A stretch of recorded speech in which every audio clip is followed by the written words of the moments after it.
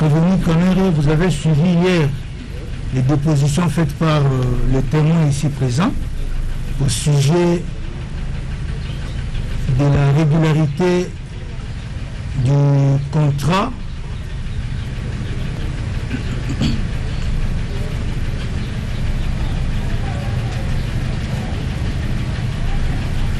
dont l'avenant se trouve être contesté. Il a également fait des déclarations, sauf si ma mémoire me trahit, il a également fait des déclarations sur la régularité du contrat Ousmane. Votre réaction? Merci beaucoup. Ma réaction est simple. En ce qui concerne les contrats qui avaient été signés, demandés par le ministre du Développement rural, M. Bitakwira, l'autorité contractante agissant au nom et pour le compte de l'État congolais, adressé au directeur général Aïni de la Direction générale des marchés publics, cette question doit être clarifiée entre Bitakwira, le ministre de l'époque, et M. Ngongo. Il n'a pas reçu mon courrier en ce qui concerne les marchés précédents, 1500 maisons. Tous les courriers étaient les courriers du ministre Bitakwira adressés à M. Ngongo, parmi lesquels, au mois de juin ou juillet, il lui avait demandé de compléter son dossier, notamment par la facture et autres détails requis pour que celui-ci ou ce dernier lui donne l'avis de non-objection. Deuxièmement, M. Bitakwira, comme je l'avais dit hier, lettre à l'appui, est revenu à la charge pour dire à monsieur le directeur général, il s'adresse à lui: j'acquise bonne réception de votre lettre relatif au projet d'avenant. Parce que c'était ça la question, tout le monde disait on ne connaît pas l'avenant. Parce que dans sa réponse au mois de juillet, il avait dit, et il a répété devant vous ici, qu'on devait lui présenter le projet et pas un avenant déjà signé. Mais bien, il se trouve, je n'ai pas fini, votre honneur, si vous permettez.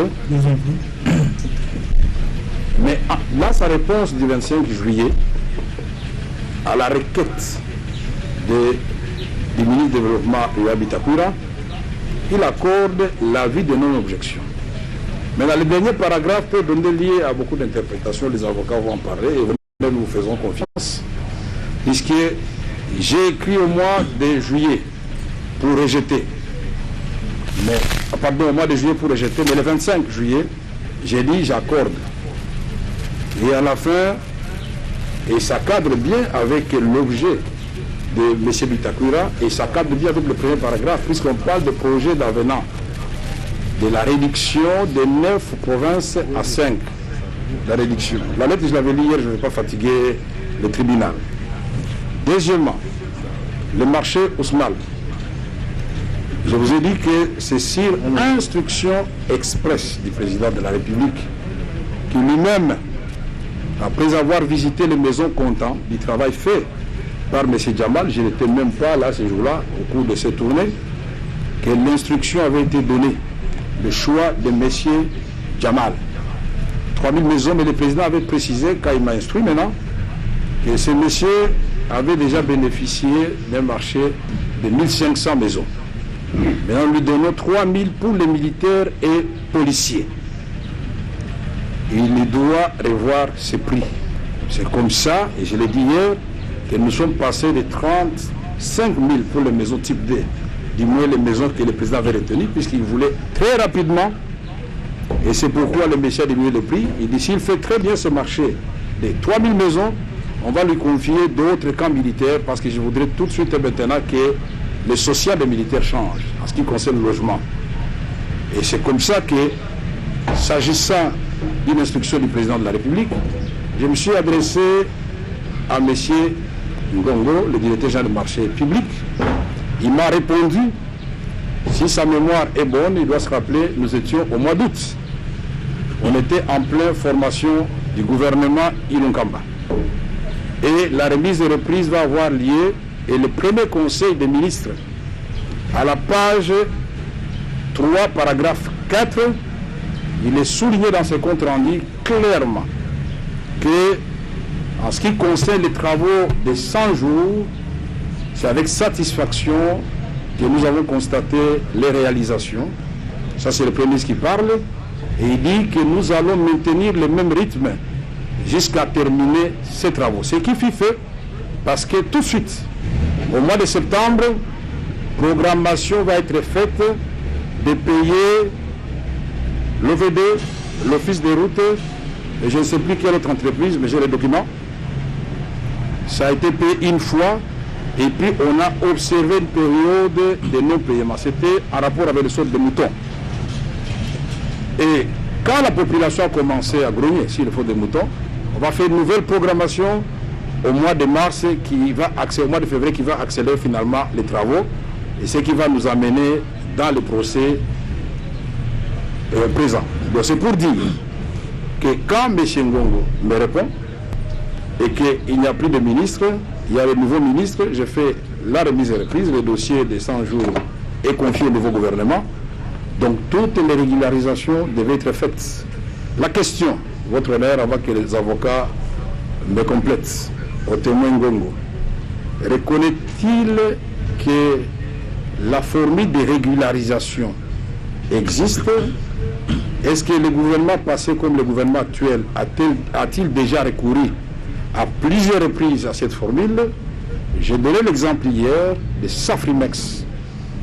Devant l'urgence et la sécurité menacée, le président m'a instruit et on a payé, on n'a pas payé, on a passé la commande de 9 500 000 $ américains. Je peux donner notre exemple, le président visitant le camp Tchatch, le commandant de la garde républicaine, je vu qu'il est parmi les témoins, il va le confirmer. Il a dit c'est comme ça qu'on vous soigne dans des petits trucs comme ça, allez, il faut qu'on trouve quelqu'un qu'on suit tout de suite et maintenant. Non seulement un grand hôpital, mais des grandes écoles maternelles, les humanités pour les enfants des militaires, parce que je voudrais que les enfants des militaires étudient bien. Et l'hôpital de Kanchachi pour le président, ça ne sera pas seulement pour les militaires, même les civils, puisqu'on compte l'équiper de façon moderne. Ces ouvrages ont été faits et ont commencé à être faits le lendemain de la décision du président. Alors la question, je peux donner un petit exemple. Est-ce que la régularisation existe, oui ou non, dans ce domaine?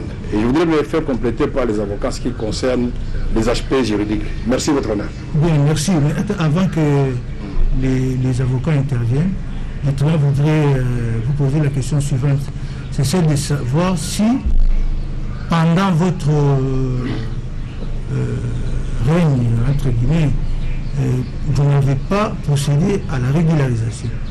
Nous, en ce qui concerne ce qui a été dit au sujet du contrat ou de l'avenant Samibo, ministère du développement rural, donc la République, oui, pour ce qui concerne le contrat Ousmane, nous n'avons pas procédé à la régularisation. Ma réponse est claire. En ce qui concerne Samibo, votre honneur, M. Kamere devant vous, et je mets quiconque au défi, que ce soit M. Samibo qui avait gagné son marché déjà depuis 2018, j'étais dans l'opposition, que ce soit M. Bitakoura qui a signé les documents, qui avait déjà négocié les prix, et je crois que la greffière a pris note que l'instruction lui avait été donnée par le Premier ministre Bino Tshibala, il avait choisi Samibo, et la lettre avait été signée pour le compte du Premier ministre en déplacement par le vice-premier ministre chez Okitundo. Je voudrais qu'on acte cela. Deuxièmement, en ce qui concerne les maisons des militaires, c'est des questions stratégiques. Le commandant suprême qui veille au bon fonctionnement des institutions, à la paix, à la sécurité du pays, dont l'instruction, je ne peux pas appeler le directeur de marché public, dont je viens de découvrir le visage aujourd'hui, il dit, monsieur, le président a dit ceci, non. Je prends mon secrétaire, je lui dis qu'il y a la lettre, sur instruction du président de la République. C'est bien écrit. Et lui, il a répondu qu'il fallait régulariser. Seulement nous sommes au mois d'août et le gouvernement est sorti et devait prêter serment. Merci. Maître, vous avez quelque chose à Des questions supplémentaires. Pardon? Des questions supplémentaires. Attendez alors. Bien, M. Ngongo. La première question du tribunal, c'est que pouvez-vous nous éclairer sur votre correspondance du 25 juillet qui fait polémique? Qu'est-ce que vous avez voulu dire par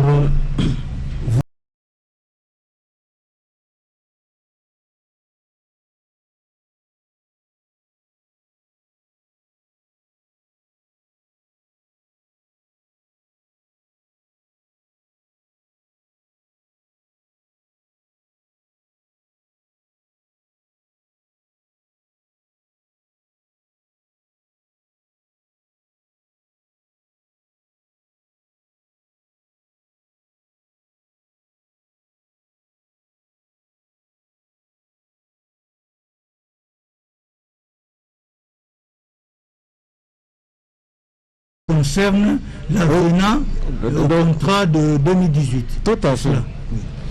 Nous avions évoqué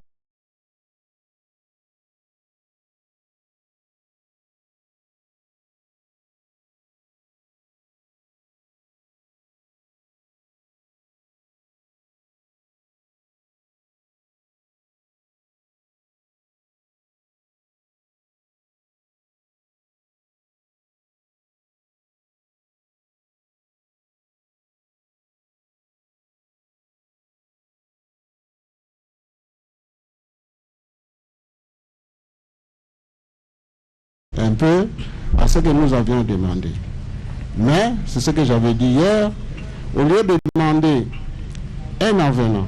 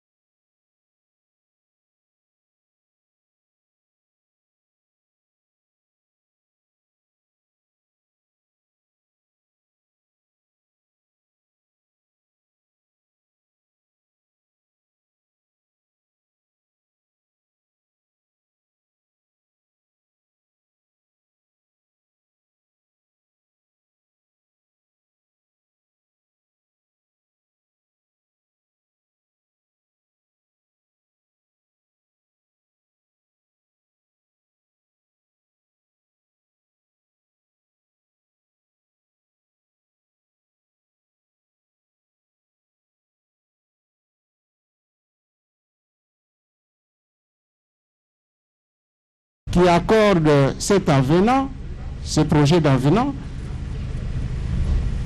est resté sur le marché initial de 900 maisons.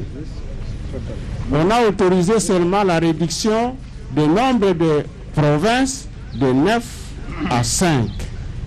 Mais on reste un avenant, n'est pas un marché nouveau, c'est un marché, c'est une modification qui vient sur un contrat qui existe. Alors, nous avions autorisé au ministère du Développement rural de diminuer le nombre de provinces selon la motivation qu'ils ont donnée, qui est la disponibilité des titres de sol était pour 5 provinces. C'est pourquoi nous avions dit, OK, vous diminuez le nombre de provinces de 9 à 5. C'est par rapport au contrat initial. Entre-temps, nous avions jeté un coup d'œil sur les projets de marché supplémentaires concernant 600 maisons pour faire la totalité de 1500. Mais le ministère du Développement rural, comme dans la première analyse, n'avait pas joint le devis. Comme il n'y avait pas de devis, la Direction générale de contrôle des marchés publics n'avait pas émis l'avis de non-objection ou n'avait pas accordé l'autorisation sur cette demande-là, parce qu'il n'y avait pas le devis. 600 maisons, 30 millions, 850. Et cette situation est restée telle. c'est resté tel parce que nous avions deux courriers, Monsieur le Président. Oui. Il y avait le courrier qui parle de 25, il y avait une autre lettre du 29 où nous avions demandé toujours au ministère du Développement rural de nous transmettre les devis. Transmettre les devis pour que nous puissions voir c'est quel type. Parce qu'ici on est en train de parler de type B, tout ça. Mais à la DGCMP, on ne connaît pas il s'agit de quel type. Les 600 maisons là, ça concerne quel type. C'est pourquoi la DGCMP n'avait pas accordé l'autorisation à ce qui concerne les 600 maisons. Donc pour la DGCMP, le contrat qui est régulier, c'est le contrat de 26 750 000. D'autant plus qu'il n'a pas été encore annulé. Et puis, je peux ajouter, parce que vous donnez cette occasion de parler, un contrat, si le législateur, quand il a élaboré la loi sur les marchés publics, il a mis des verrous. Et si la DGCMP peut autoriser, mais quand le service concerné, le service bénéficiaire des marchés, n'a pas encore obtenu l'approbation de l'autorité approbatrice, le contrat là est nul. Le contrat est nul. Mais pour le premier contrat, il a suivi toute la procédure jusqu'à obtenir l'approbation. Merci. Mais le tribunal voudrait avoir votre réaction par rapport à la préoccupation exprimée par le prévenu. C'est au sujet de régularisation. Est-ce que ne vous arrive-t-il pas à régulariser des contrats comme dans le cas d'urgence, parce qu'il a parlé d'un cas d'urgence. Est-ce que... Oui, jusqu'au... Oui, allez-y. Vous avez compris la préoccupation?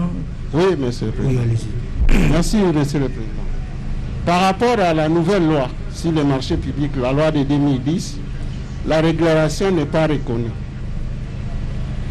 La régularisation n'est pas reconnue. N'est pas reconnue. Il n'y a pas un article qui donne la DGCMP de régulariser un marché. Alors, si il faut que je puisse m'étendre sur cette réponse, on a donné l'exemple ici. Le président de la République avait choisi une société pour faire construire au camp Tchad l'hôpital des militaires.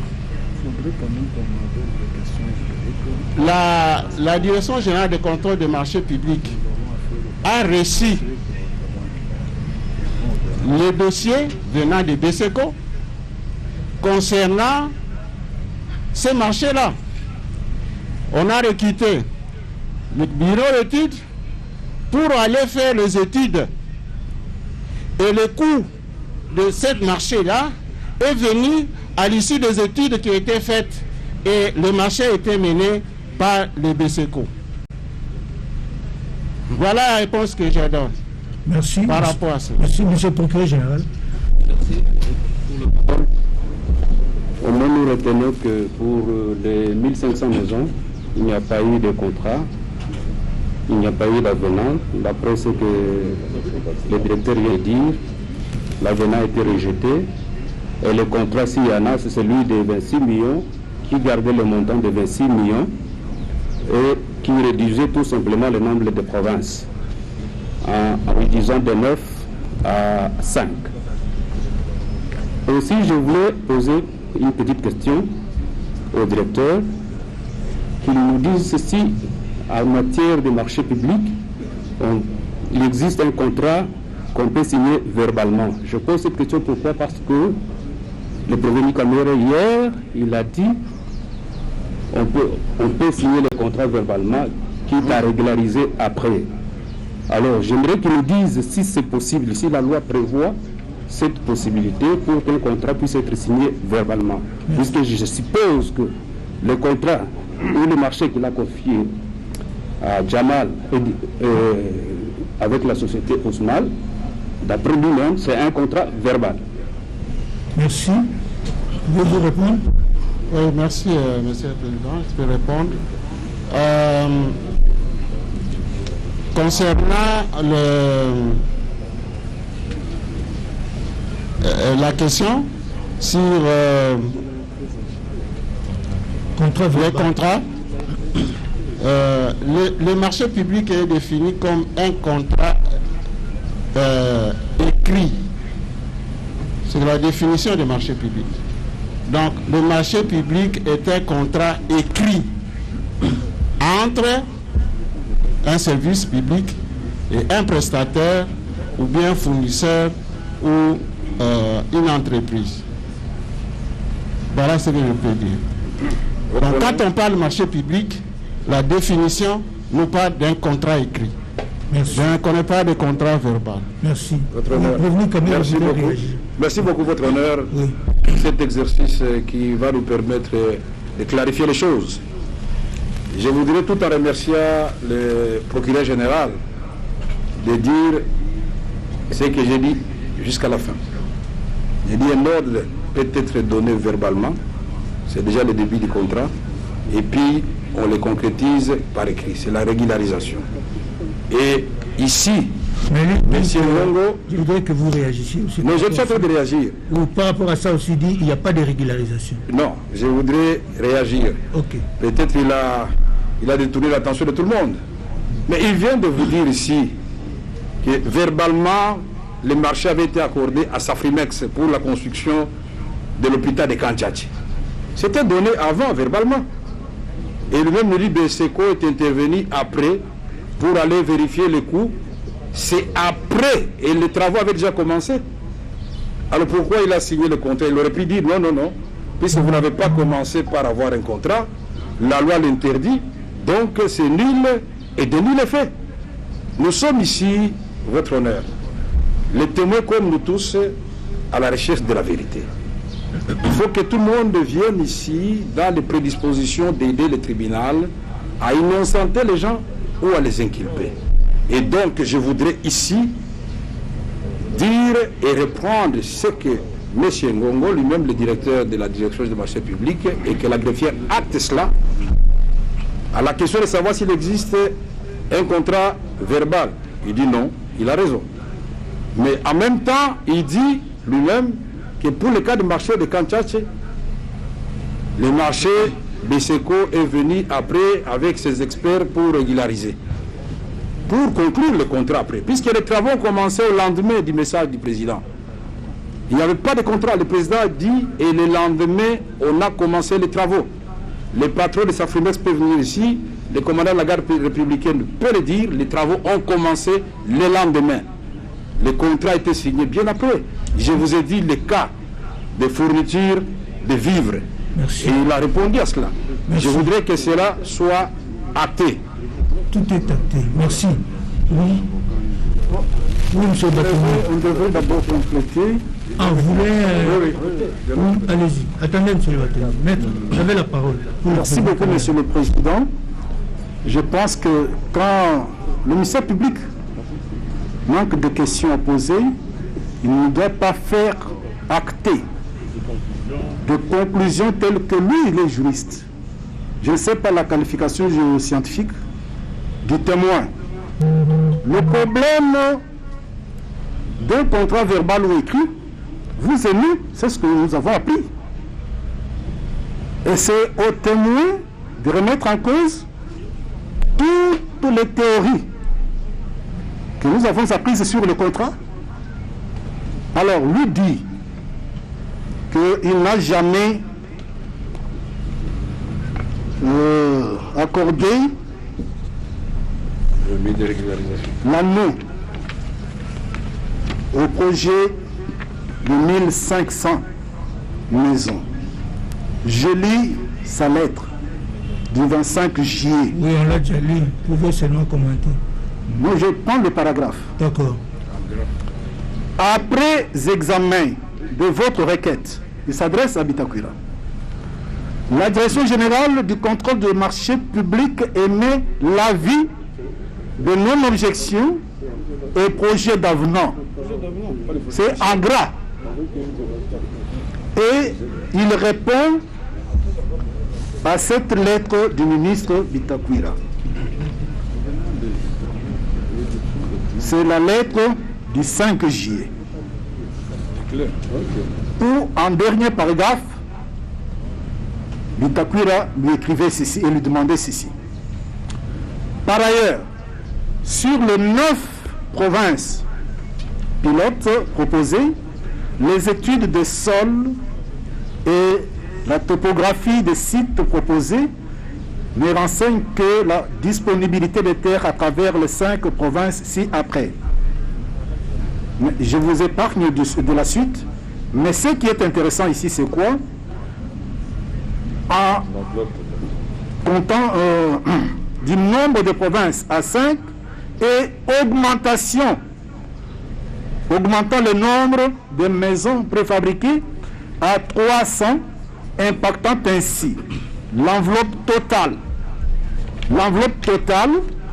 à un montant de 57 600 000 $. C'est à cette demande que la direction émet l'avis de non-objection. Donc, comment réagit-il? Vous considérez que, attendez, qu'on vous comprenne mieux, vous considérez que qu'il réagisse. L'avis de non... Oui, il va réagir. Oui. J'ai fait ce résumé à son intention. Donc, pour vous, l'avis de non-objection qui a été émis concerne tout l'avenant. Oui, donc concerne tout le projet de 1500 maisons. Et c'est ça la lettre de Bitakwira, à laquelle il répond. Merci. Vous pouvez réagir rapidement. Merci le Président. Bon, je crois que les juristes ici, ils cherchent à tourner je crois qu'ils interprètent mieux que nous qui avons écrit cette lettre. J'ai dit ici qu'il y avait 2 lettres. Il y a 2 lettres. Il y a une première lettre qui concerne l'avenant. Et il y a une autre lettre qui concerne les marchés. Et vous devez savoir, vous devez connaître et lire un peu les textes. Quand il s'agit d'une demande d'un marché supplémentaire, on n'accorde pas un avenant. On accorde une autorisation de recourir à un marché. De recourir à un marché de gré à gré. Et ici, nous avions répondu à la question à 2 phases. La première concerne l'avenant. L'avenant concerne le marché initial. Mais il y a une autre lettre. Monsieur le Président, c'est déposé. Il y a une autre lettre du VNF au cours de la même réunion. Nous avions écrit au ministère du Développement rural de nous envoyer le devis qui n'était pas là et qu'on ne pouvait pas accorder l'avis de non-objection sur une demande, on ne pouvait pas accorder l'autorisation sur une demande où on n'a pas le devis. Donc votre avis de non-objection là ne porte que sur la réduction du nombre de provinces de 9 à 5. Ok, merci. Monsieur le procureur, j'ai envie d'intervenir. S'il vous plaît, nous continuons l'élan. C'est pas très long, c'est toujours dans le cadre de votre question là. Oui. Et la lecture que vous venez de faire. On revient à vous. Monsieur le Président, on peut avoir demandé, on met l'objet, on sollicite beaucoup de choses à la fois. Ce qui compte, c'est ce qu'on a mis dans l'objet, ou ce qui compte, c'est ce qui est accordé par celui à qui on a adressé la demande. On a adressé la demande pour l'avenant, pour ceci, pour cela. Il a tout rejeté. Et il a dit, pour nous, ce qui est légal, c'est réduire le nombre de provinces. Il pouvait réduire le nombre de provinces et augmenter même le nombre de maisons. 1500, pourvu qu'il n'y ait pas une incidence financière. C'est ce qui est très important. Parce que ce que nous recherchons ici, c'est le montant là, de 57 millions. Hein? Nous ne parlons pas de 26 millions. Alors comment les 57 sont partis sur quelque chose de 26 millions? C'est ça le problème.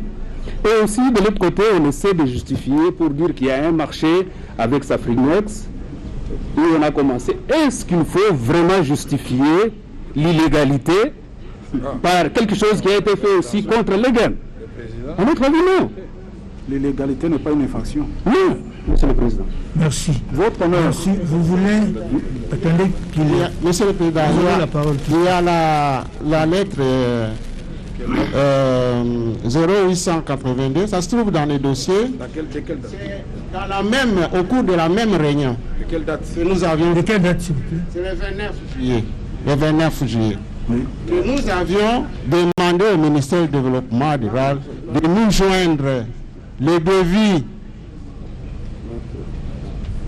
Ça y est, là.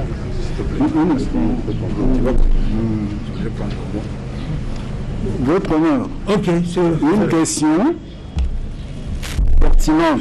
Merci. Le renseignant ou le témoin qui semble avoir un intérêt particulier parce que son envolée va même au-delà du besoin du tribunal d'avoir de certaines lumières. Peut-il nous présenter l'avenant réduisant uniquement le nombre de provinces auquel avenant il aurait accordé l'avis de non-objection? Vous pouvez répondre. Cet avenant-là, ça y est où? Vous pouvez répondre. Ministère du Développement rural.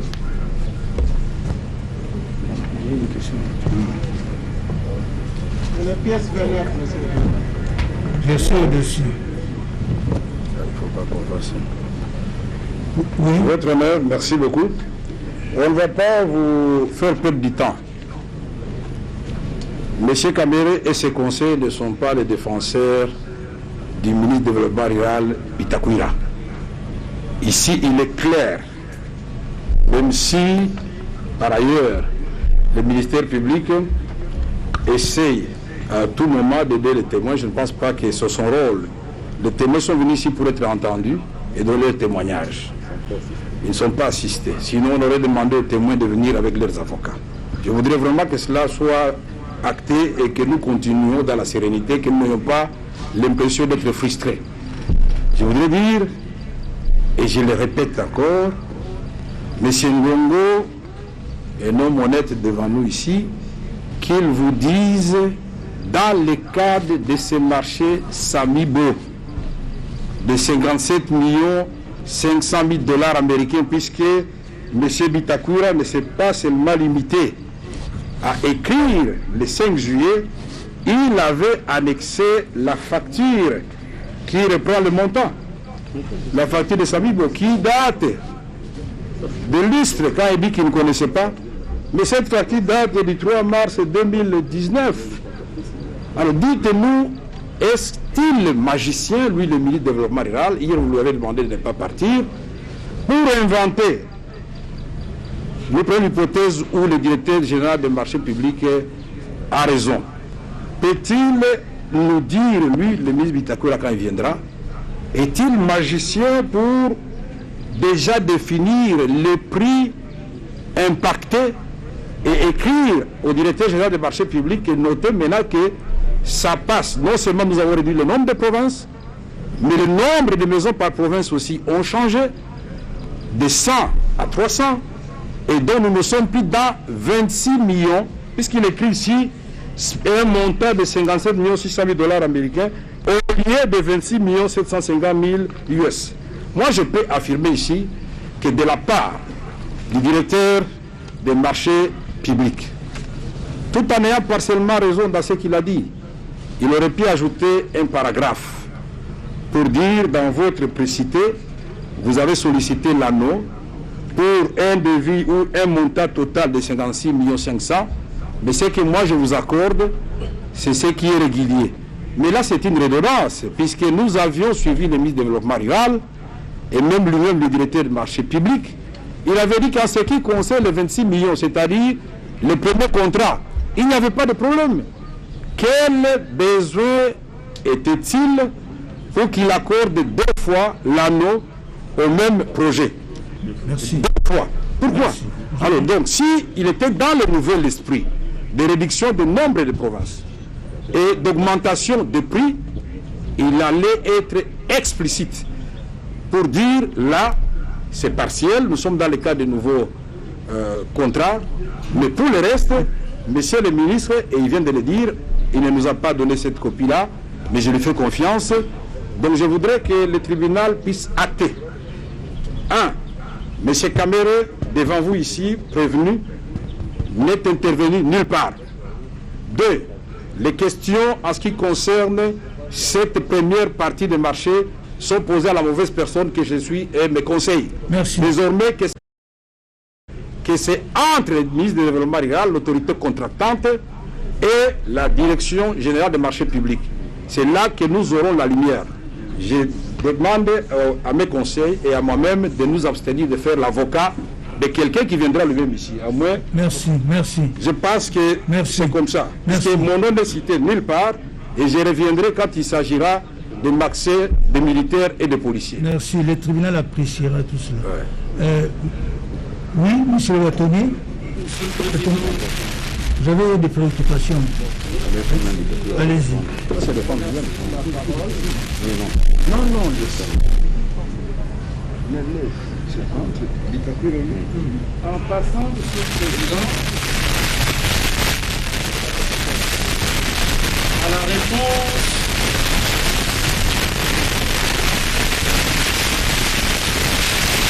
de monsieur le directeur à la question posée par le procureur général, vraiment en passant, j'ai regardé la loi et je remarque que le marché public est un contrat écrit, dit la loi. La partie civile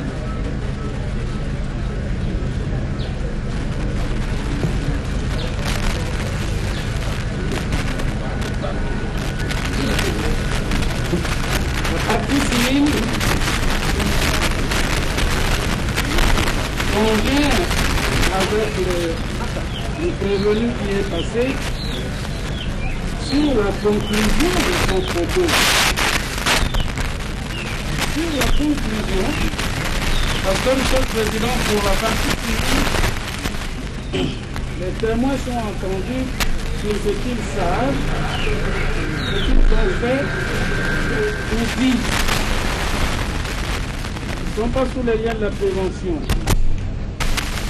Et lorsque le prévenu, à chaque fois renvoie votre tribunal à l'instruction du chef de l'État, il est bon de savoir une fois pour toutes qu'à l'instruction du chef de l'État n'est pas un mandat pour violer la loi.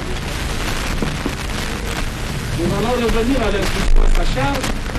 Et sur la question des instructions du chef de l'État, nous lui poserons des questions précises pour avoir des réponses précises. Pour les directeurs, monsieur le Président,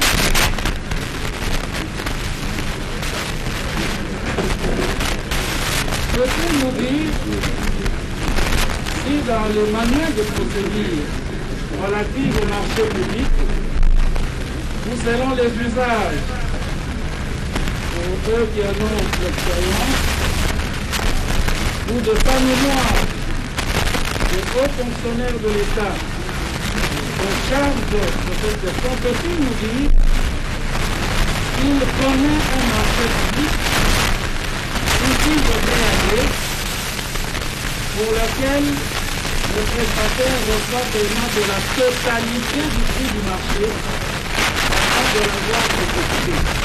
Le directeur peut nous dire si... Monsieur le directeur, vous pouvez répondre à cette préoccupation? Merci. Non, c'est pas votre point. Directeur, excusez-moi. Non, c'est la question posée au témoin. Ok, merci. Oui, allez-y. Merci, monsieur le Président.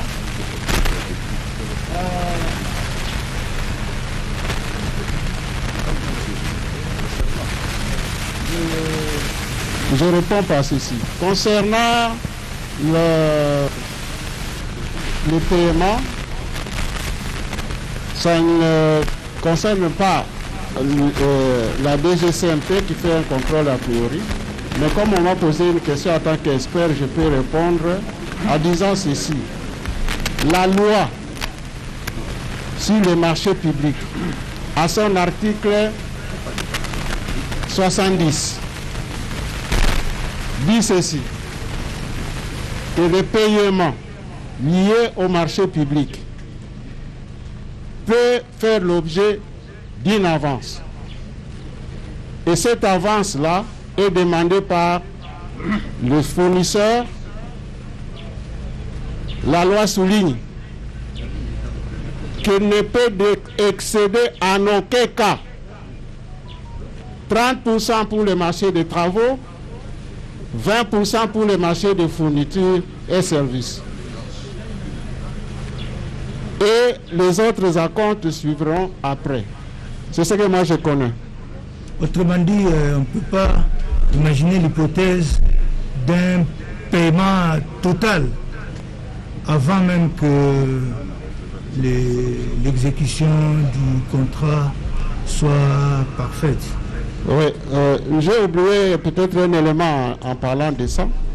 Et quand on paye cette avance, l'avance doit être couverte d'une garantie bancaire d'un montant équivalent. Bien, alors répondez. C'est ça ce que dit la loi. Alors, par rapport à les us et coutumes, je peux parler de textes de loi, l'ancienne loi sur les marchés publics, concernant cet aspect de paiement. L'État paye un service fait et accepté.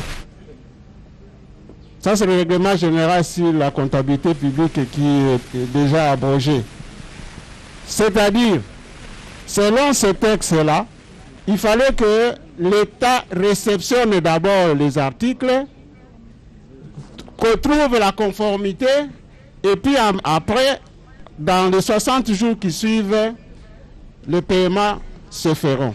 Mais la nouvelle loi a introduit, a allégé pour dire on peut payer l'avance. Mais cette avance-là, en aucun cas, ne peut excéder 30% pour le marché des travaux et 20% sur le marché des fournitures. Est-ce qu'on peut payer également la totalité? On peut payer la totalité si on a livré la totalité des fournitures. Donc on ne peut pas payer la totalité avant la fourniture? Non. Est-ce qu'on peut payer avant l'avis des non-objections? Non, Monsieur le Président. Merci. Ah, oui. Monsieur le Procureur général. Merci beaucoup. Juste pour qu'on enlève un peu les idées, qu'on ne crée pas la confusion. Tout à l'heure, le prévenu Kamere a dit que nous étions en train d'aider les témoins. Loin de là. Nous clarifions à notre manière.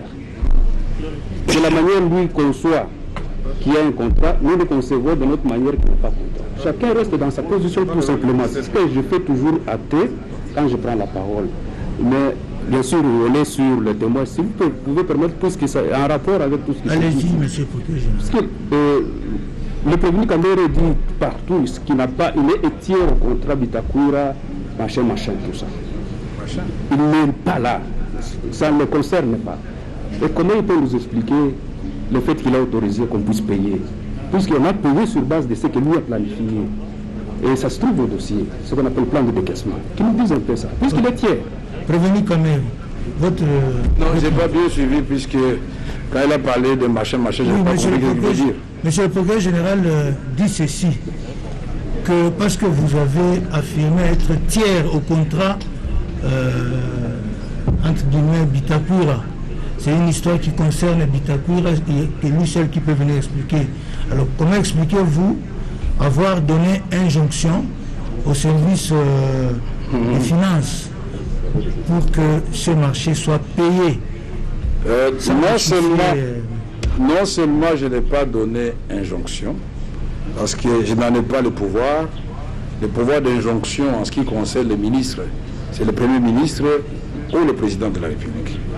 Et donc je voudrais vous dire que pendant que nous faisions la conception, ces documents ne sont pas tombés du ciel. Les documents, pour nous, M. Bitakura avait déjà signé en avril 2018 ce contrat-ci avec Samibo. Il l'avait déjà signé et il n'a pas nié hier. Et à notre arrivée, ce contrat avait encore sa validité.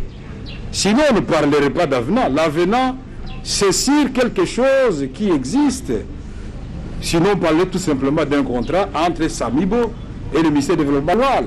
Mais ce qui a été payé, ce n'est pas ce qui est dans ce contrat. Dans ce contrat, c'était prévu. Le paiement, 600 maisons, 900 maisons plutôt, au prix de 26 750 000. Mais ce qui a été payé, c'est 57 600 000 Votre honneur, portés dans l'avenant. votre honneur, je suis en train de citer. Ok. Il y a eu ce premier contrat signé par Bitakwira. Nous lui avons posé la question et il a répondu qu'en ce qui concerne l'avenant, toutes les signatures sont les siennes. Ce ne sont pas que les contrats soient réguliers ou irréguliers, c'est l'autorité contractante qui en répond. Maintenant, les juristes peuvent commencer à spéculer là-dessus, mais il a reconnu que c'est sa signature. Et puis on dit, bon, c'était un projet, non. C'est entre l'autorité contractante, ici, Bitakwira, Bihoya, Haï, Justin. Il a reconnu sa signature. Et pour le groupement Samibo, Congo, Karmod, Sami Oubala, Jamal, administrateur gérant. C'est là. Donc pour nous, nous pouvons arriver à la conclusion que nous avons mené en bateau. Donc on nous a donné un faux contrat, un vrai faux contrat, sur lequel nous avons tablé. Le planning de paiement, puisque les ministres des Finances et les autres, les experts sont là, quand nous avons terminé le travail au niveau de la présidence de la République, respectueux des prérogatives de chaque ministère. C'est dans ce sens que vous voyez que le ministre de l'Urbanisme et Habitat, ce n'est pas la présidence qui a été identifié le site, c'est son travail. En ce qui concerne les paiements, comme moi je ne connaissais pas tous ces prestataires, et comme nous avions en face de nous les ministres qui étaient dans le gouvernement Tchibala, tous les prestataires étaient invités d'aller au ministère des Finances, chacun défendre son dossier. Et c'est à partir de là, puisque la contrainte budgétaire, c'est la clé de tout. À ce moment-là, un planning a été fait. Et j'ai répété autrefois, il s'agissait de travaux d'urgence. J'ai comme l'impression, votre honneur, qu'on ne met pas suffisamment d'accent sur ça. Programme d'urgence du président de la République. Ce n'est pas un programme normal, régulier, non. Programme d'urgence, comme maintenant, là. Quand M. Ngongo dit qu'il n'a pas de mémoire, qu'on a payé ces sources-là, je trouve cela tout simplement malheureux pour notre pays. Parce qu'il y a eu beaucoup de paiements qui ont été faits avant même de bénéficier des services. Et le ministre du budget qui viendra ici vous dira qu'à son départ, il a laissé des piles et des piles de dossiers pour régularisation. Parce que le ministère des Finances et la Banque centrale ont déjà payé. Maintenant, nous sommes dans l'urgence sanitaire. Peut-il nous dire que toutes les dépenses qu'on fait pour le compte du ministère, puisqu'il avait participé quand même à cette réunion-là, et nous avons décidé, séance tenante, de mettre à disposition du ministre de la Santé de l'équipe de Mouyembe 3 500 $ américains. Et le ministre des Finances a payé 3 millions. Téléphone, le ministre des Finances appelle le gouverneur de la Banque centrale, monsieur, il y a urgence. Payez déjà 1 500 000 $ américains tout de suite et maintenant. Donc nous sommes devant les juges, donc nous sommes devant l'État. Quand nous venons ici, la question de l'avocat Coco était très claire. Est-ce que de mémoire, on ne lui a pas demandé d'interpréter la loi, on lui a demandé de mémoire, avez-vous eu aux connaissances des travaux qui ont été faits et qui seraient revenus chez vous payés pour régularisation? Mais si on va faire l'audit aujourd'hui de la direction de marché public, est-ce qu'il peut vraiment nous assurer qu'il n'y a pas de cas de régularisation des travaux? Maintenant, pour répondre à la fin de la question, je dis, monsieur le directeur de cabinet, Kamere ici devant vous, ce n'est pas lui qui paye. J'ai déjà écrit de nombreux... Mon intérim est en train de vivre la même chose qui est de mon parti politique. Au ministre des Finances, pour des questions urgentes. Les lettres là sont restées sans réponse. Pourquoi? Parce qu'ils ont une contrainte de trésorerie. Et n'oubliez pas, votre honneur de rappeler à monsieur le directeur général des marchés publics, ou le cas échéant aux ministres qui passeront ici, un ordre manifestement illégal ne doit pas être exécuté. Donc, ici, les ministres écrivent à leurs collègues des finances, à leurs collègues des budgets, mais chacun a ses prérogatives constitutionnelles. Bien, merci. Ils ont l'obligation, puisque les deux contrats-là indiquent le montant. Il me semble que le ministre des Finances n'est pas tombé du ciel pour dire non, moi je paye ça, ça, ça. Non. Il avait les deux contrats et il avait le devis de Sabibo et il avait effectivement le programme qui avait été approuvé à la présidence. Et le président a demandé que le ministre d'État du budget et le ministre des Finances accordent, et le gouvernement de la Banque centrale accorde priorité à mon programme d'urgence parce que je dois poser des signaux clairs dans le social du Congolais conformément à ma promesse de campagne. Ok, merci. Nous parlons de quoi? Oui, mais vous voulez... Une petite question au directeur général, monsieur le président, pour clôturer. Vous n'avez pas... Pour garder le fil d'idée, monsieur le président. Oui, allez-y. Merci beaucoup, monsieur le président. Allez-y, maître. Tout en rappelant, monsieur le directeur général, qu'il est en train de déposer sous la foi du palais, puisqu'il est sous serment, peut-il nous dire, monsieur le président, s'il a bel et bien officiellement reçu les différentes factures que Samibo avait déposées au ministère du Développement Rural ainsi que les différents cahiers de charges? Oui. Pour répondre à cette préoccupation. Il s'agit de quelle facture? Que Samibo a déposé. Dit les factures de Samibo. Et le cahier de charges. De quel... de l'avenant Tout au long de l'exécution du contrat, monsieur le président. De l'avenant ou bien du contrat de 2018? Nous ne dissocions pas les deux, monsieur, tout au long de l'exécution du contrat. Tout au long de la procédure. Oui, qu'est-ce que vous avez reçu comme facture? Pour l'avenant, je continue à insister qu'on n'a pas déposé. La facture n'était pas déposée, le devis n'était pas déposé. Mais pour le premier marché, on a des factures qu'on a jointes dans le dossier qu'on a déposé. Okay. Deuxième question, monsieur Poufani. Oui. La deuxième question. Oui, allez-y, maître. Vous comprenez qu'avec ça, nous aurons encore besoin de l'ancien ministre de Fonds, monsieur le président. La deuxième question, l'article 32 de la loi sur la participation des marchés prévoit des marchés à bon de commande. Est-ce que monsieur le directeur général peut nous expliquer à quelle occasion on peut y recourir et sous quelles conditions? Merci beaucoup. Oui, monsieur le directeur. Le marché à bord de commande, il s'agit de marchés qui sont définis sur... qui déterminent les achats courants. C'est ça. Je peux pas prendre l'exemple de fourniture des bureaux. On peut passer un marché à bord de commande pour une année et qui sera renouvelé une seule fois. Le marché de bord à commande, c'est le marché où on passe pour l'entièreté de l'année et on commence à payer en fonction de la consommation au courant de l'année. C'est ça le marché à bord de commande. Merci. Oui, monsieur le Batoni. Monsieur le Président, merci finalement de nous redonner la parole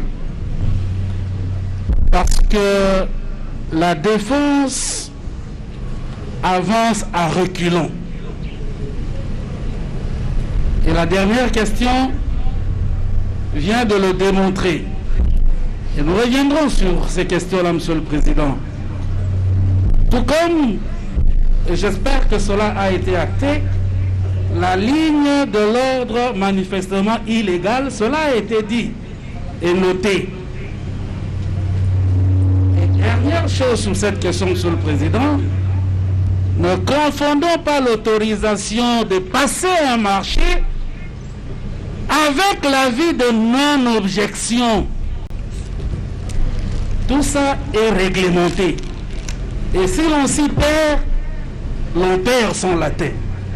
J'ai posé une première question, le directeur a donné la réponse. La deuxième question, monsieur le Président.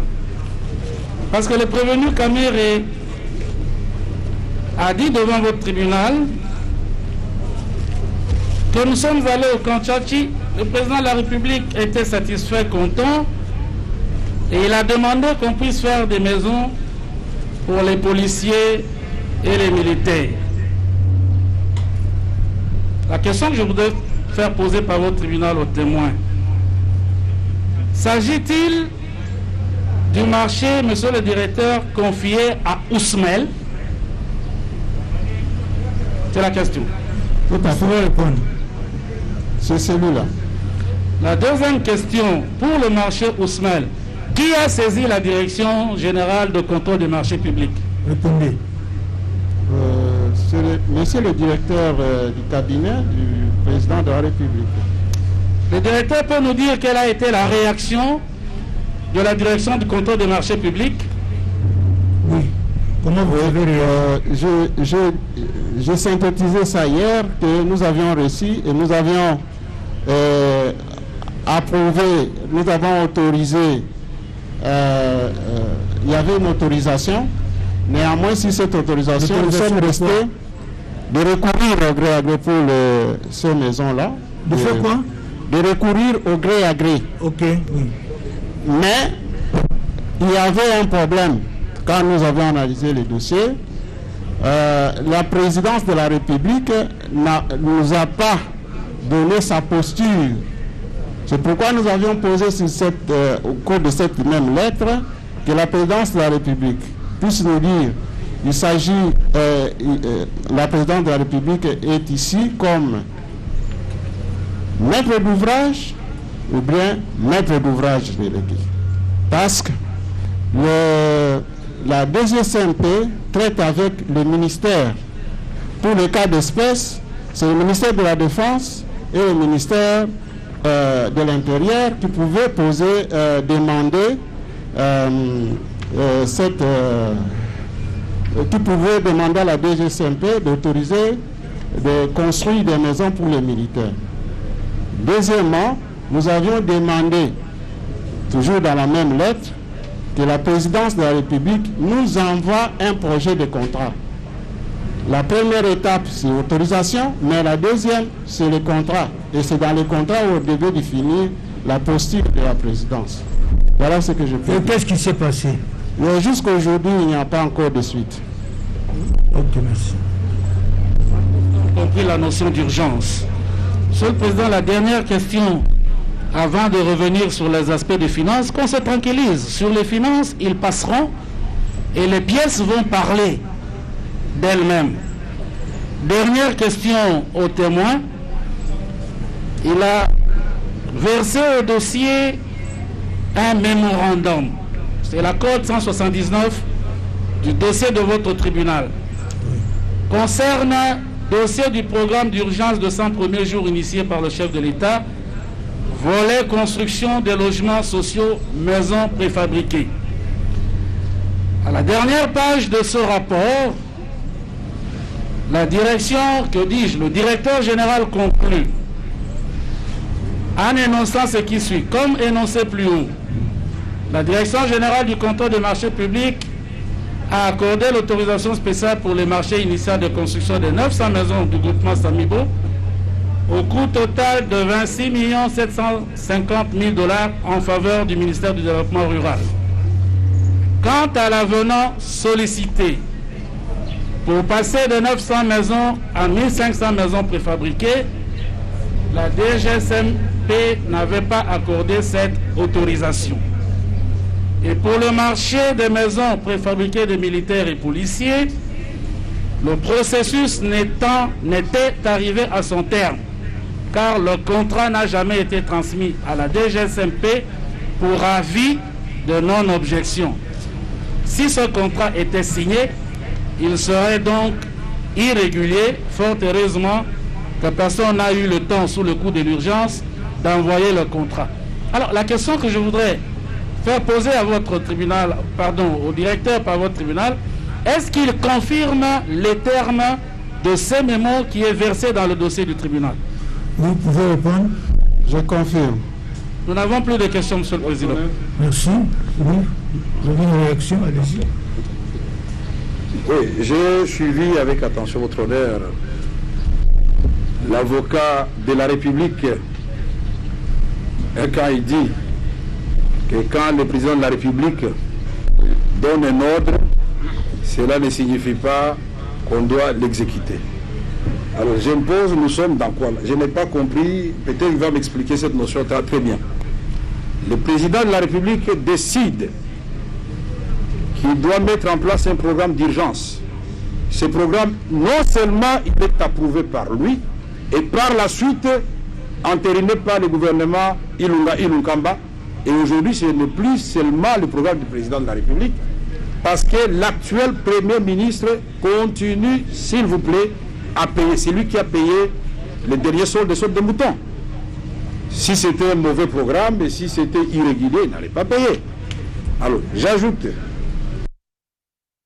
le président me donne instruction pour qu'on construise les maisons aux policiers et militaires. C'est comme si le président lui-même écrivait. Or, il écrit par son directeur de cabinet, qui paie le plus, paie le moins. Il est le commandant suprême.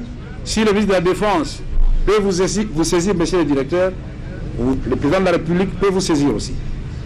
J'ajoute, ici, monsieur a bien répondu qu'il s'agit de Ousmane.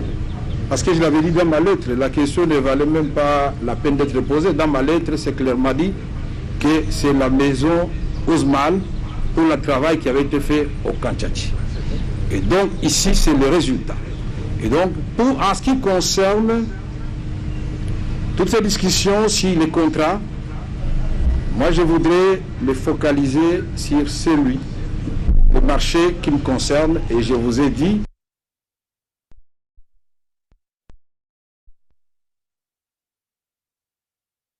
je sais très bien, vers le 20, par là, il avait écrit à la présidente de la République pour que celle-ci ne finisse sa posture. Mais nous sommes dans les discussions de formation du gouvernement. Et nous connaissons déjà presque les ministres. Le va-et-vient entre le Premier ministre et le Président de la République. Mais au nom de la continuité des affaires de l'État, nous ne pouvons plus, dès lors que le Premier ministre a prêté serment, traiter avec la direction du marché public. Nous étions dans une situation inédite, comme je l'avais dit, depuis le 11 mai de cette année. Donc, ici, on n'arrête pas l'État parce que M. Kamere est en prison, mais parce qu'il y a un nouveau gouvernement. Non. On ne paye pas un marché irrégulier. Je vous informe que si ce marché, M. Sami peut me contredire, il avait touché un acompte de 2 100 000 et quelques dollars américains.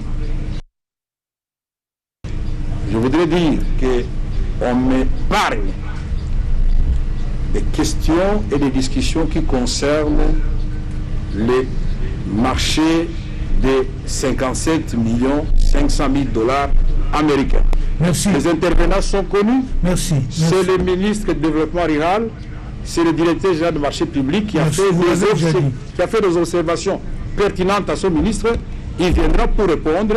Qu'est-ce qu'il avait répondu au directeur? La lettre n'était pas adressée au directeur du cabinet chef de l'État. C'est compris. Mais le tribunal voudrait que vous répondiez, restez encore s'il vous plaît, oui, que vous répondiez à deux petites préoccupations.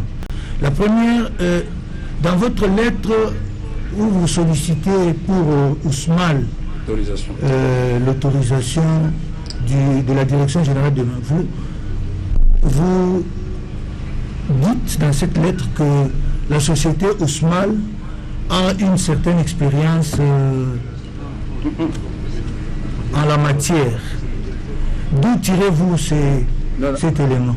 Votre honneur, avec tout le respect que je vous dois, je vois que Michel Ngongo, qui est ici le directeur, c'est lui, dans la réponse qu'il m'adresse, c'est lui qui dit que cette société a une expertise avérée depuis 1986. Est-ce que, monsieur le directeur, je suis en train de mentir? Ce n'est pas moi, c'est dans sa réponse. C'est lui qui vante la société Ousmane, dans sa réponse. Je peux vous la donner, j'ai la lettre. Je peux vous la donner, et donc comme nous sommes là, c'est encore très intéressant. À monsieur... Oui, non, quel est le problème? À monsieur le directeur du cabinet du président de la République au Palais de la Nation, demande d'autorisation spéciale. Ça, c'est la réponse à ma lettre. Excellence, monsieur le directeur du cabinet, j'ai l'honneur d'acquiser bonne réception de votre lettre du 20 juin 2019 par laquelle vous sollicitez l'autorisation spéciale de recourir à la procédure de gré à gré pour le marché relatif à l'érection de 3000 maisons préfabriquées pour les militaires et policiers de la ville de Kinshasa, et vous en remercie. Après examen de votre requête, la Direction générale du contrôle des marchés publics constate ce qui suit. Premier tiré, ce projet est repris dans le programme d'urgence pour les 100 premiers jours du président, du chef de l'État. Ce n'est pas moi qui l'ai dit. Il a vérifié, donc il avait le programme sous les yeux. Deuxième tiré, la société, j'attire l'attention, votre attention, votre honneur, sur cette deuxième tiré. La société Ousmal SARL. Puisque nous avons entendu ici le 25, nous avons entendu ici le 25 que cette société était créée au mois de mars.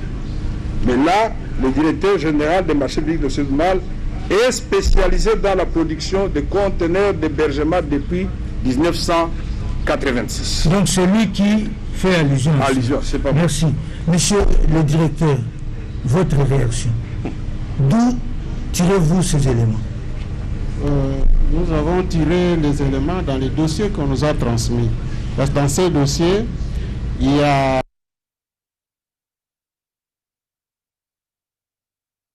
un mode qui se trouve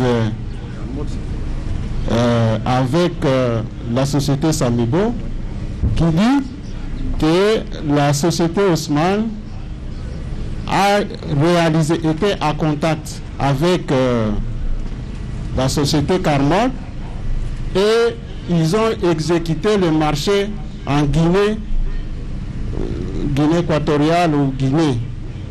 Et ils ont mis, comme dans le premier contrat, parce qu'ici on fait sortir plus aspect Samibo, dans le premier contrat, Samibo est en groupement avec Carmod. Et dans le deuxième dossier d'Ousmane, nous trouvons une lettre de toujours de Carmod qui a crédité Ousmane comme une société ils ont travaillé avec cette société en Guinée et qu'ils ont en grande satisfaction. C'est cela, quand les rédacteurs ont rédigé, ils ont dit que c'est depuis 89. Ça, c'est attendez, ces éléments, qui vous les a transmis? Ça se trouve dans les dossiers. Les dossiers qui venaient de la présidence. Non, de la présidence, c'est vague. Qui vous a... du cabinet, c'est lui qui nous a transmis la lettre, le dossier. Et dans la lettre, en dessous de la lettre n'était pas volant. Il y avait le soubassement. Et ce sont ces annexes, c'est ça, sa lettre? Oui. Le dossier, nous avons transmis, c'est le dossier 19. Oui, prévenu Caméré, à la barre. Merci. Est-ce que vous avez pris les sauves? Confirmez d'abord avoir transmis en annexe de votre lettre ces éléments. Oui, votre honneur, parce que c'est un organe spécialisé de l'État.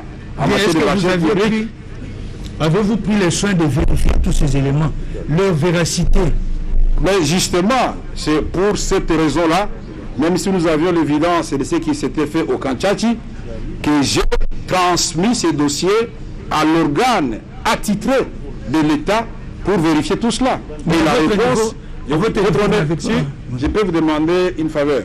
Oui. Vous me laissez terminer mon idée et peut-être vous poser votre question. Non, allez-y. Voilà, puisque vous voulez savoir qui a vanté la société. Oui. C'est l'organe de contrôle, puisque comment voulez-vous, tout responsable que je suis, j'écrive comme ça alors que j'ai le dossier et je l'envoie justement à la direction générale des marchés publics. Contrôle, puisqu'il doit contrôler cela, c'est son travail. S'il avait dit non, le marché allait être rejeté. S'il avait dit compléter tel élément, on allait le compléter. S'il avait dit qu'ils n'ont pas l'expertise, puisque votre question était explicite, qui a parlé de l'expertise de Carmod et de Ousmane? C'est la direction générale des marchés publics, après avoir lu des documents en annexe, qui ne sont pas les fruits de la rédaction du directeur de cabinet. Merci. Merci beaucoup. Merci. Je crois qu'on peut évoluer. Est-ce que vous avez le nombre de témoins? Oui, monsieur le Président. On peut, je crois qu'il a fourni les éléments. Non, mais très rapidement, monsieur le Président, sur la dernière intervention. Oui, parce qu'ils doivent aussi intervenir. Hein? Mais permettez-nous juste, et puis ils vont intervenir. Concluez alors avec la dernière question. Comme ça, je Nous passons de l'autre côté parce qu'ils n'ont pas encore eu la parole. Monsieur le Président, j'ai sous la main une lettre du 20 juin 2019, signée de M. Vital Caméré, directeur de cabinet, adressée à M. le directeur général de la Direction générale de contrôle des marchés publics, concerne projet d'érection de 3000 maisons préfabriquées pour militaires, demande avis de non-objection. Sur instruction de son Excellence, Monsieur le Président de la République, je vous transmets en annexe de la présente le projet mieux indiqué en rubrique, exécuté en procédure de gré à gré avec la société Ousmal SARL. Vous trouverez ci annexé les éléments du dossier complet ainsi que les informations administratives de la société prestataire du dit projet. Est-ce que monsieur le directeur peut confirmer devant votre tribunal si la lettre à laquelle il fait allusion et par laquelle les éléments ont été transmis, c'est bien cette lettre-là?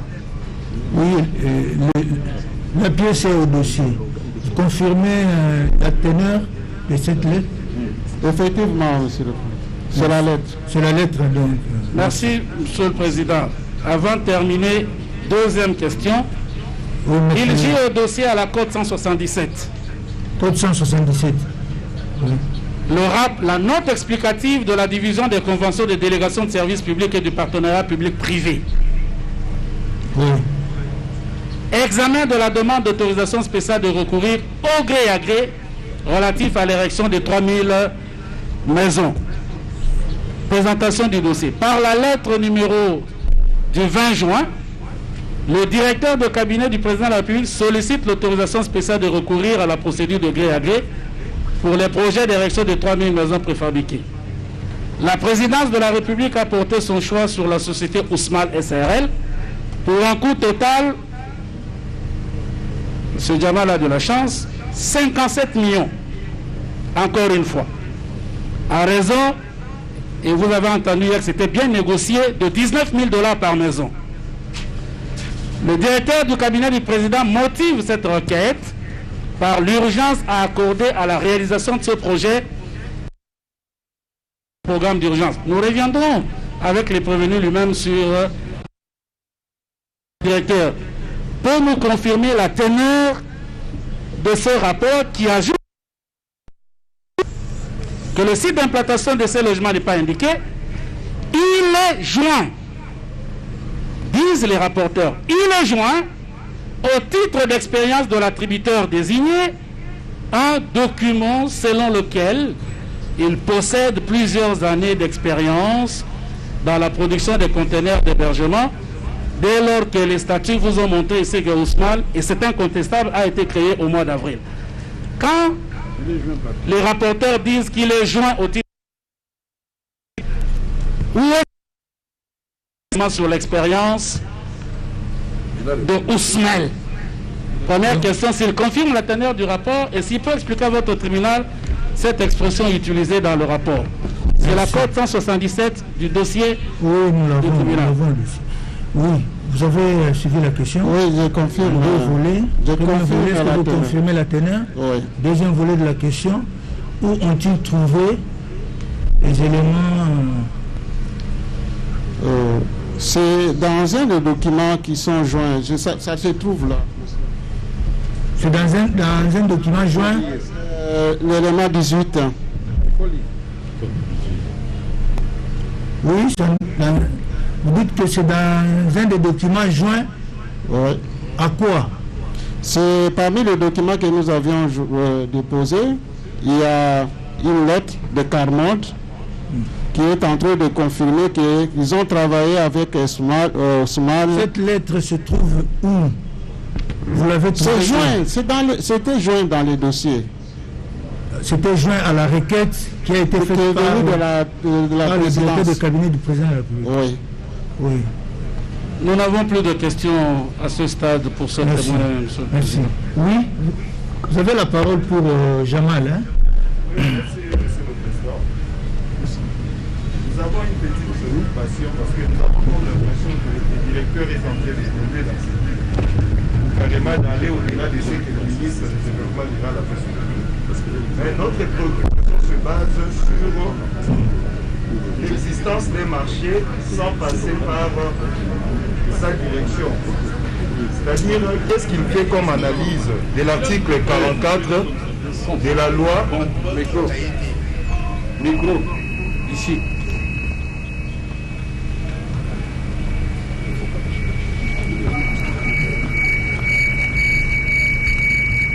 Je disais, Monsieur le Président, quelle est l'analyse que le directeur fait des dispositions de l'article 44 de la loi numéro 010/10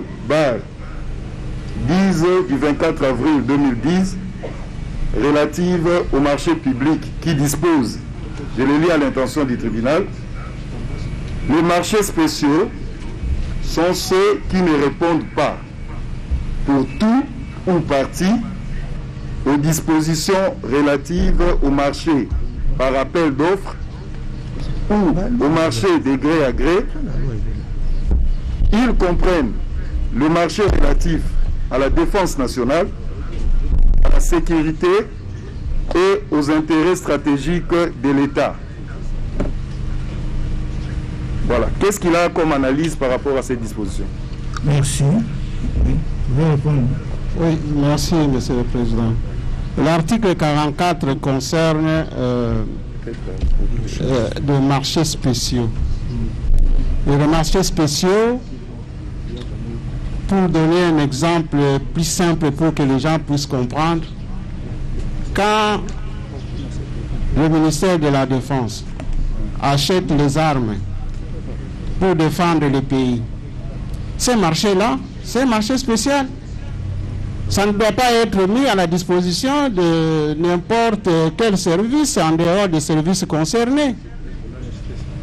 Voilà ce qu'on appelle marché spéciaux. Mais le marché de préfabriqués n'est pas un marché spécial. Merci. Oui. Monsieur le Président, là c'est l'explication qu'il a donnée, mais je veux avoir son analyse exacte par rapport à la loi. On sait que la loi parle à la défense. Doit-on exclure de ces marchés les logements sociaux pour les militaires et les policiers? Répondez. Mais je viens de dire que la construction d'une maison pour les militaires n'est pas un marché spécial.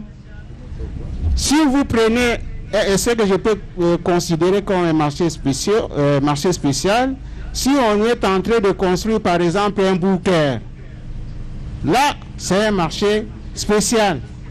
Parce qu'on ne doit pas donner les spécifications d'un bunker à travers le civil. Hein? Mais une maison, l'achat de tenue simple, l'achat de, je sais pas, vous devez savoir que on avait déterminé qu'on devait déterminer par un décret du Premier ministre une liste de marchés spéciaux qu'on devait considérer comme marchés spéciaux, et ce décret-là n'est pas encore signé. Merci. Votre honneur, puisque le décret n'est pas encore signé, est-ce que les directeurs, parce que nous avons comme l'impression qu'il exclut le traitement social des militaires au caractère... C'est pas une impression, c'est ce qu'il dit. Oui, oui, les traitements des militaires. Alors que dans le traitement des militaires, il y a aussi cet élément-là. Ça, vous réservez au moment opportun. Allez-y aux questions. Votre honneur, une question, mais ça appelle aussi une certaine observation pour évoluer. Votre honneur, peut-il catégoriser ce qu'il attend maintenant par marché spéciaux et marché, autre marché, je ne sais pas comment il va catégoriser. Mais il a déjà répondu. Allez, il a déjà répondu. Votre honneur, parce qu'il a donné des exemples. Il n'a pas défini. Il a parlé. Mais votre honneur, nous devons être éclairés. C'est lui l'expert de la nation. Mais il a dit. Il est ici pour nous éclairer parce que ce sont des cas qui pourront revenir plus tard. Mettre, s'il vous plaît. Je vous en prie, Monsieur le Président. Il a clairement dit ce que lui entend d'après son interprétation de la loi par marché spéciaux. Il a ajouté que un décret du Premier ministre d'après cette loi devait être pris pour donner une liste exhaustive des marchés spéciaux, et cela n'est pas encore intervenu. Merci, Monsieur le Président. Nous comprenons que le tribunal a compris comme nous qu'il soit acté que c'est l'interprétation personnelle du directeur qui n'a pas puisé cela de la loi. Nous sommes très attentifs, maître. Merci. Oui. Allez-y. Allez-y, on termine. Comme ça, on fait venir. La dernière intervention, on fait venir. Merci pour la parole. Nous voudrons poser quelques questions, 3 petites questions à l'intention du directeur dans le tribunal. Première question, sous quelle forme les projets de contrat... Donnez votre nom pour que madame la Maître Mukendi Kassongo Joseph Patrick. Merci. Oui, maître. Oui. Nous voudrons savoir si, sous quelle forme lui sont généralement transmis les contrats au niveau de la DGCMP. Donc les projets de contrat, sont-ils déjà signés ou non signés? Oui, merci. Mais quand on parle d'un projet, c'est-à-dire c'est un document qui n'est pas encore signé. Hein? Merci beaucoup. Merci. Réponse très précise. Deuxième question. À quel moment la DGCMP peut-elle considérer qu'un avis de non-objection a été donné en bonne et due forme? Oui. C'est quand un dossier a respecté tous les éléments qui exigent la loi pour qu'on puisse passer un marché. Hein? Donc, je ne sais pas comment je peux te répondre. Je vais te débobiner maintenant ici qu'il faut commencer par un dossier d'appel d'offres, il faut faire ceci, il faut un rapport d'analyse, il faut cela. Hein? Posez une question précise, on vous donne une réponse. Non. Parce que la matière est abondante, s'il vous plaît. Merci. Non, merci beaucoup. Ma dernière question. Non, ça va, maître, ça suffit. Non, ma dernière question. Non, ça suffit. Que lui termine, on fait venir. Selon vous, monsieur le directeur, quelles peuvent être les conséquences juridiques d'un avis de non-objection? Pardon? Selon monsieur le directeur, oui. Quelles peuvent être les conséquences juridiques d'un avis de non-objection? Oui. Les conséquences, la DGCMP, c'est un service public qui est là pour émettre les avis de non-objection et accorder les autorisations aux différents services qui la demandent. Et c'est les avis de non-objection, les autorisations permettent à ce qu'on puisse passer à l'étape suivante de la procédure de passation de marché public. J'ai dit ici tout à l'heure que la DGCMP peut donner une autorisation, peut donner à donner un avis de non-objection. Si l'autorité approbatrice constate qu'il n'y a pas de crédit, ce dossier-là, donc ce contrat-là est nul le fait, n'est pas exigible, il n'est pas exécutoire. Il faut qu'il y ait une approbation. Ce sont les verrous. Bien, merci. Ok. Alors, que l'administration nous fasse venir... Merci beaucoup, monsieur.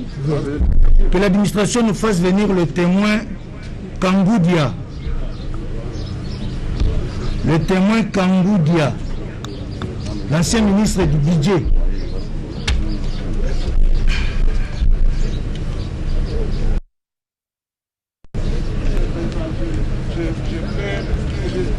Non, mais je crois que vous pouvez vous retirer. Il a fini. Il a fini, le reste des éléments nous allons... Avec Bitagouir, il a fini. Pardon? Oui, il est parti.